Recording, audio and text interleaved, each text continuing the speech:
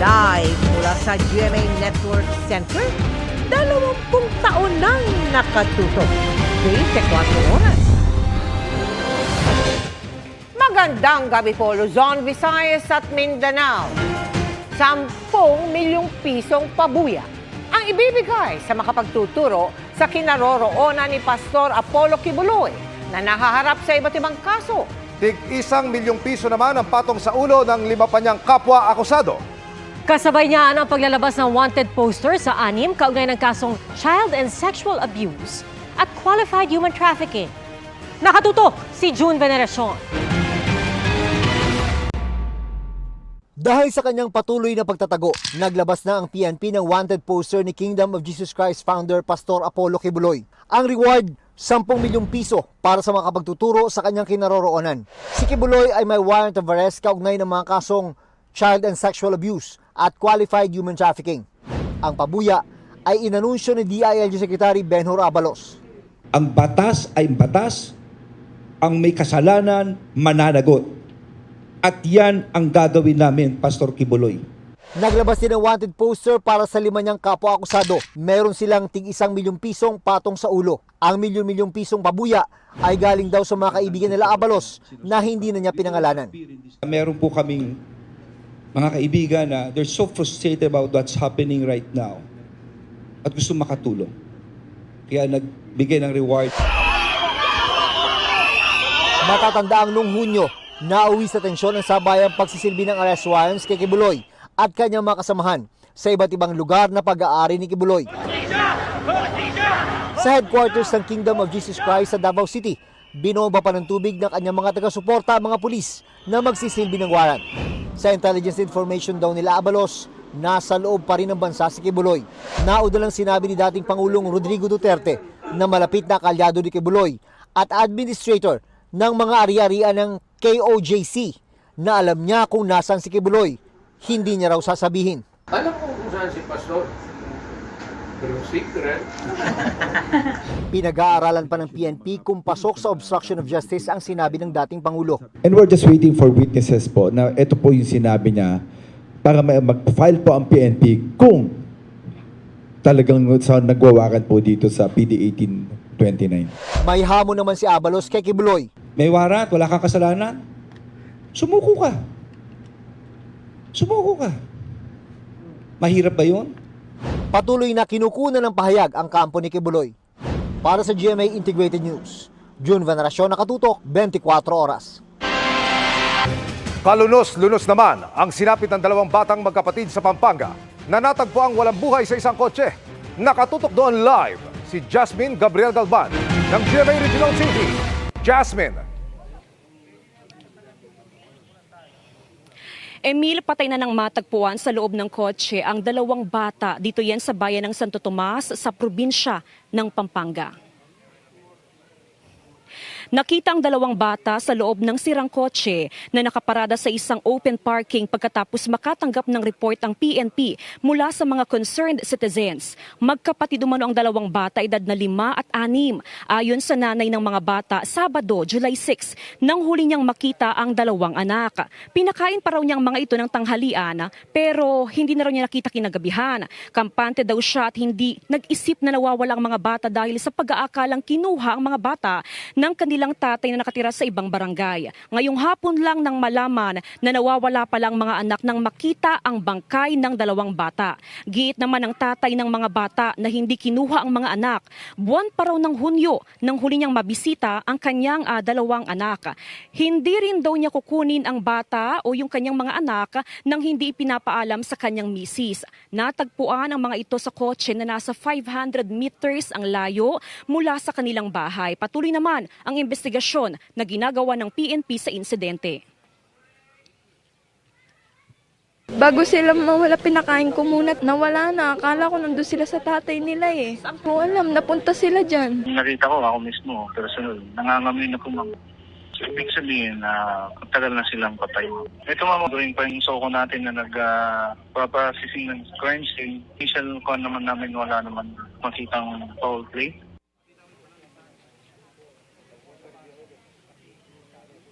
Samantala, Emil, ngayong gabi ayon sa PNP, sasailalim na sa autopsy yung bangkay ng magkapatid. Samantala bukas, inaasahan naman na lalabas na yung resulta ng autopsy at malalaman kung ano nga ba yung sanhi ng pagkamatay ng magkapatid. Emil? Maraming salamat, Jasmine Gabriel Galban ng GMA Regional TV. Kabilang ang 2 pulis sa 3 suspect na hawak ng mga otoridad sa pagpatay sa beauty pageant contestant at nobyo niyang Israeli sa Tarlac. Isa sa mga anggulong tinitignan sa krimen, isinanlang lupa na ayaw umanong ibigay sa magkasintahan. Nakatutok si June Veneracion.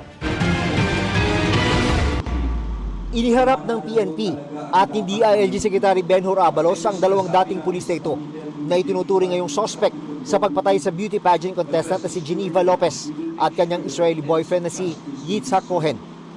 Kinilala silang si Romel Aboso at Michael Giyang na nagawol at natanggal sa serbisyo noong 2019 at 2020. Lumalabas sa investigasyon na ang ugat ng krimen ay ang isinanlang lupa ni Giyang sa beauty pageant contestant. There was that plan of killing itong magnobya na to.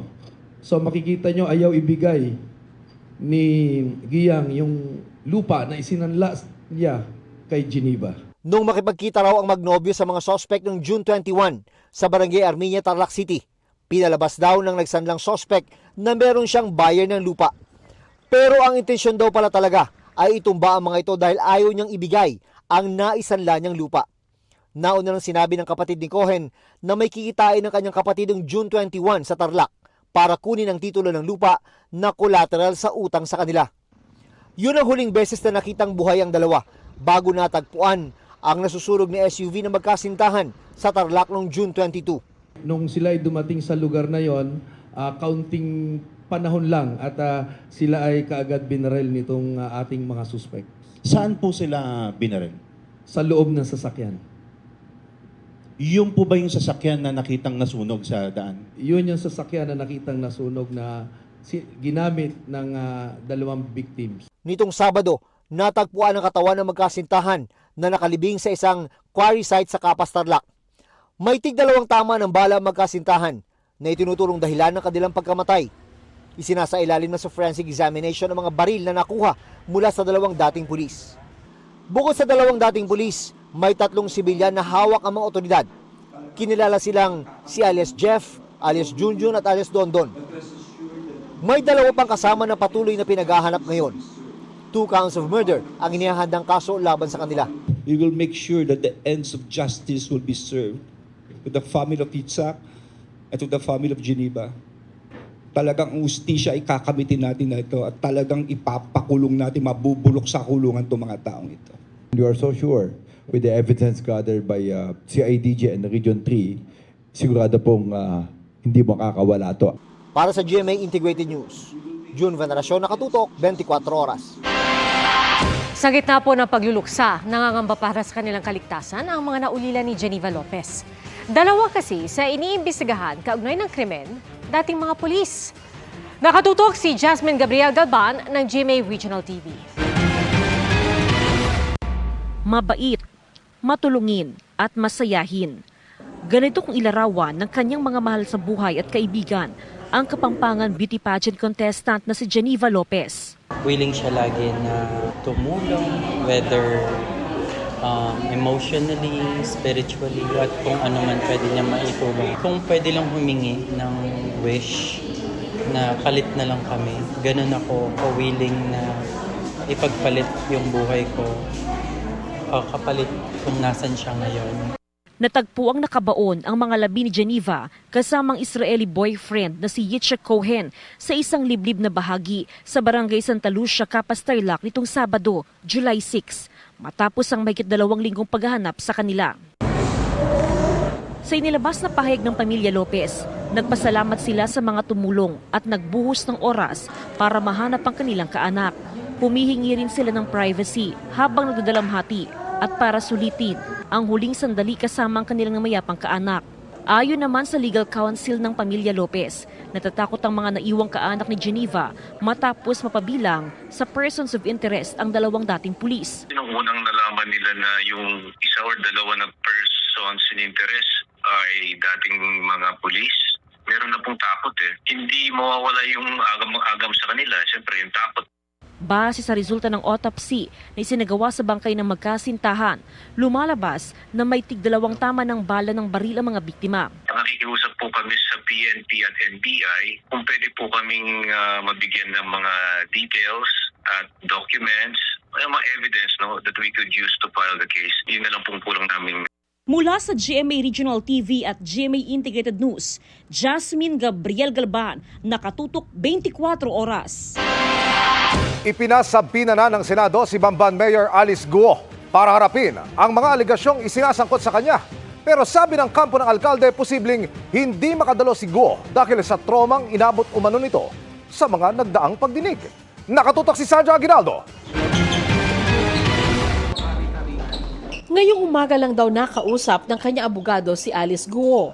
Pero sabi ni Attorney Stephen David, malamang hindi ito makakadalo sa pagdinig ng Senado sa Miyerkules. Kaugnay sa Pogo, may trauma umano ang alkalde mula sa ilang nagdaang pagdinig. Nung kausap ko siya, sabi niya, mukhang hindi niya kaya dahil sa mga trauma na nararanasan niya. Bastakin mo naman sa dami ng mga binabatong aligasyon sa kanya. Tapos inisigawan pa siya doon. Yung stress level niya masyado na matakas. Nauna nang sinabi ni na Senador Risa Ontiveros at Sherwin Gatchalian na kung hindi mag-a-attend si Guo, maaari itong i-contempt at ipaaresto ng Senado. Ayon kay David, may mga gamot nga daw na iniinom si Guo. Yun nga lang wala raw itong makuhang medical certificate. Marami siyang doktor na kinukonsultahan pero ang sad to say, itong mga doktor ay ma-involved. Kasi pag nag-issue sila, papatawag sila ng Senate para magpaliwanag. Most likely, hindi makakadalo. Nasaan na nga ba si Guo? Sa ulat ng Office of the Senate Sergeant-at-Arms na itinalagang mag-serve ng sapina kay Guo, nalaman daw nila mula sa tauhan ng farm nito sa Tarlac na ilang linggo nang hindi nagpupunta doon ang mayora. Sa ulat na may petsang July 4, sinabing hindi na iserve ang sapina sa mayor, mga kapatid at magulang nito sa farm. Pero nag-iwan daw sila ng kopya sakaling bumisita doon si Guo. Pumunta rin daw ang mga tauhan ng Sergeant-at-Arms sa munisipyo ng Banban para kausapin ang personal assistant ni Guo pero tumanggi raw ito na tanggapin ang sapina. Nag-iwan na rin daw sila ng kopya ng sapina roon. Tinanggap naman daw ng abogado ni Guo ang sapina pero nilinaw na tanging si Guo lang ang kliyente nila. Sabi ni Attorney David, hihintayin nila ang mga kasong isasampa sa korte laban kay Guo. Reaksyon ni Senadora Risa Ontiveros, dapat iniisip muna ng alkalde ang kahinatnan ng umunoy pagsisinungaling at panloloko nito sa Senado. Hindi lang naman daw si Guo ang traumatized, kundi ang mga human trafficking victims, mga dayuhan at Pilipinong pilit daw na pinagtrabaho sa Pogo Scam Compound. Pati raw sambayan ng Pilipino ay traumatized na may Chinese national daw na naging mayor ng Pilipinas. Sabi pa ni Ontiveros, importanteng usapin ang mental health pero hindi raw ito pwedeng gamitin ni Guo para makatakas sa pananagutan lalo't public servant ito.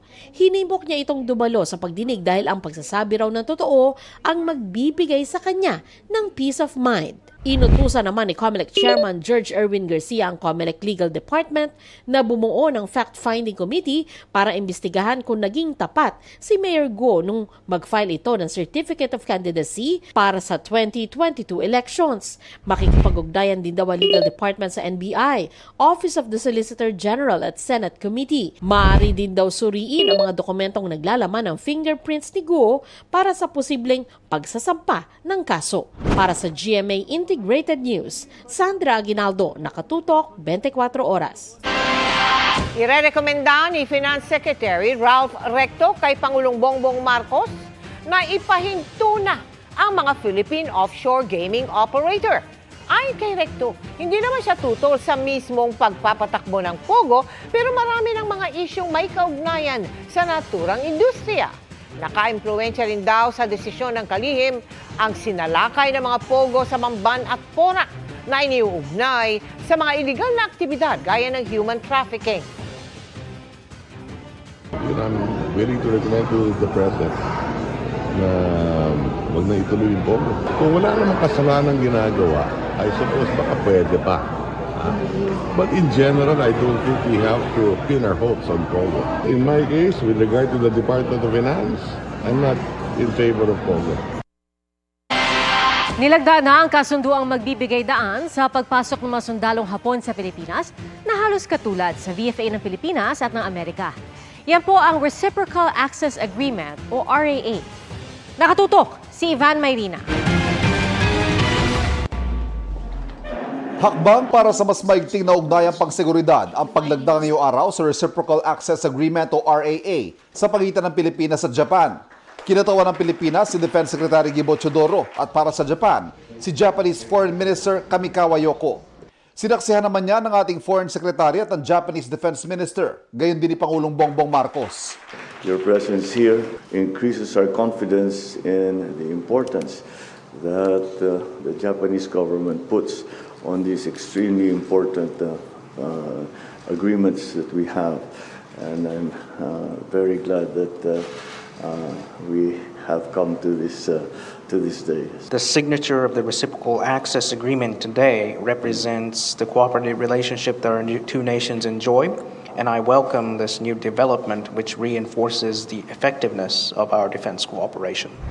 Bibigyan daan ng RAA ang pagpasok ng Japan Self-Defense Forces sa bansa at ng mga sundalong Pilipino sa Japan para sa joint training exercises tulad ng pinagtitibay ng Visiting Forces Agreement sa pagitan ng Pilipinas at Amerika.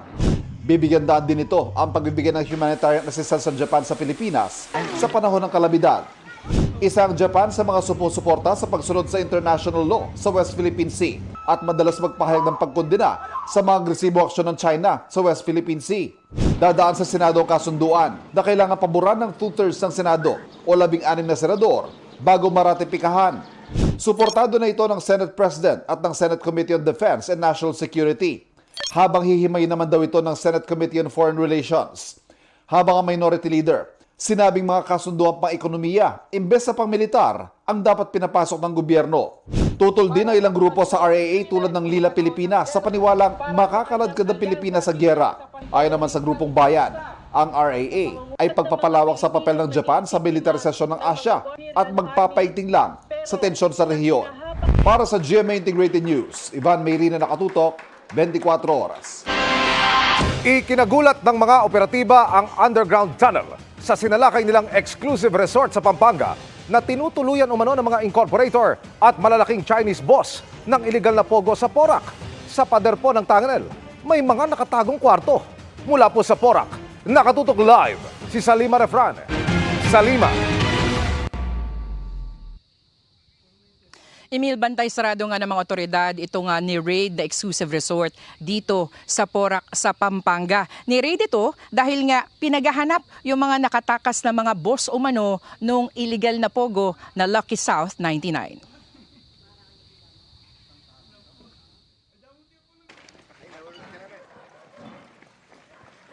Sa bisa ng search warrant, sinalakay ng Pampanga Police ang exclusive resort na ito sa Porac, Pampanga, Sabado ng umaga. Ang 2 hektaryang property, tinutuluyan raw na incorporators at Chinese big bosses ng Lucky South 99. Ang iligal na pogo na ni-raid ng mga otoridad dahil pugad umano ng iba't ibang scam, kidnapping, illegal detention, torture, human trafficking at sex trafficking. Hinahanap pa rin ho natin yung mga sinasabi nilang mga Chinese na nakatakas, yung mga boss na wala pa. At purpose nga baka sa human trafficking meron pa tayong makuha doon. Gawa sa dekalidad ng mga material ang mga struktura na may mga hardin, bukod pa sa man-made lagoon. Bukod sa parking, meron ding helipad sa compound. Sa loob ng villas naman, may mga mamahaling gamit at muebles. Sariling KTV at game room.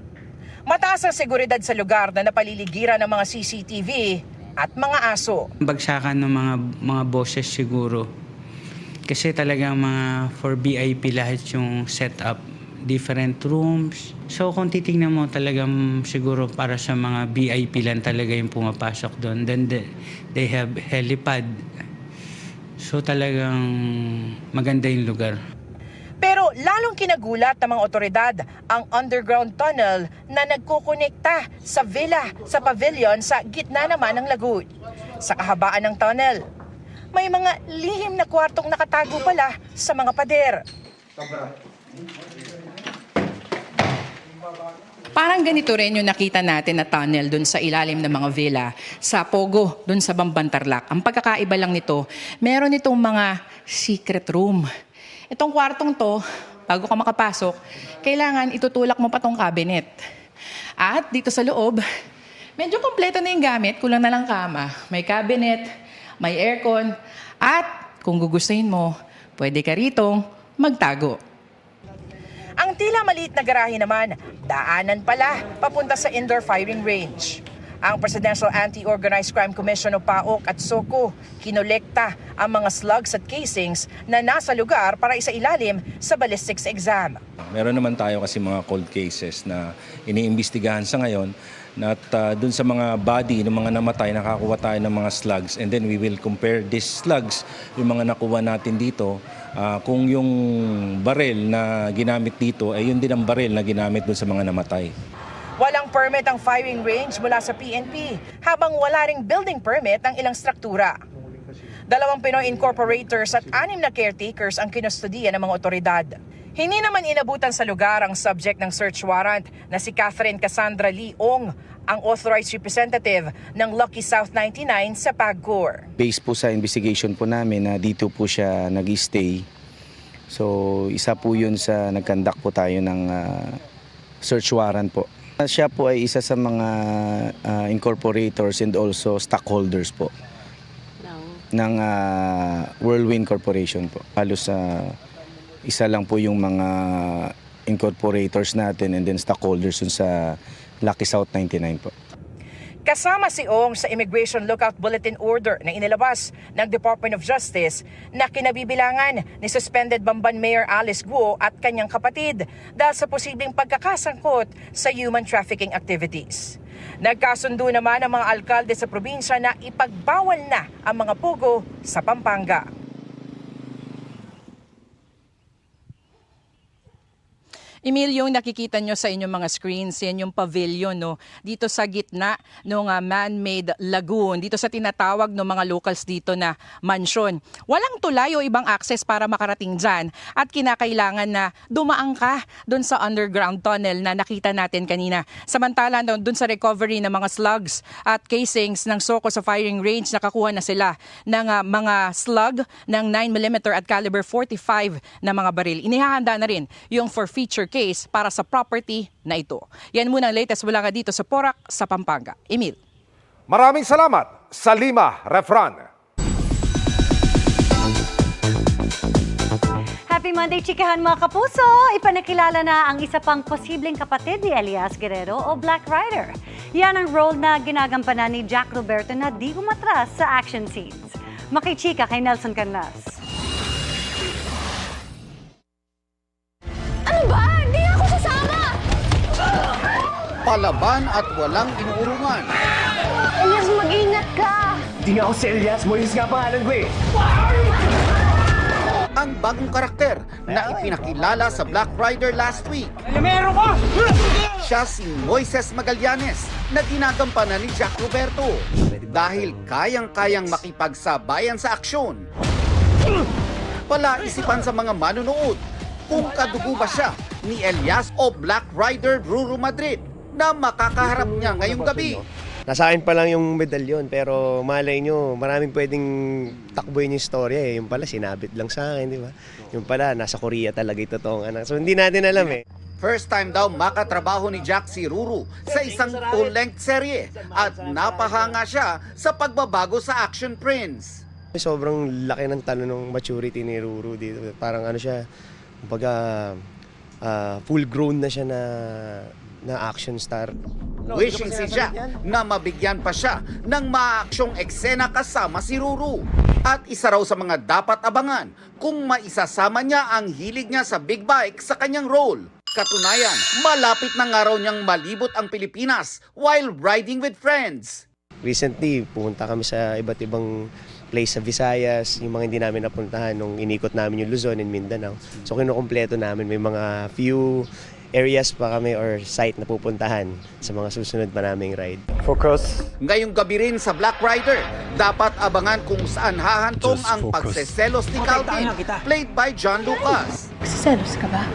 Kina Vanessa, played by Yasi Pressman, at hired assassin Adrian Park na ginagampanan ni Oppa Kim Jisoo. Nelson Canlas updated sa Showbiz Happenings.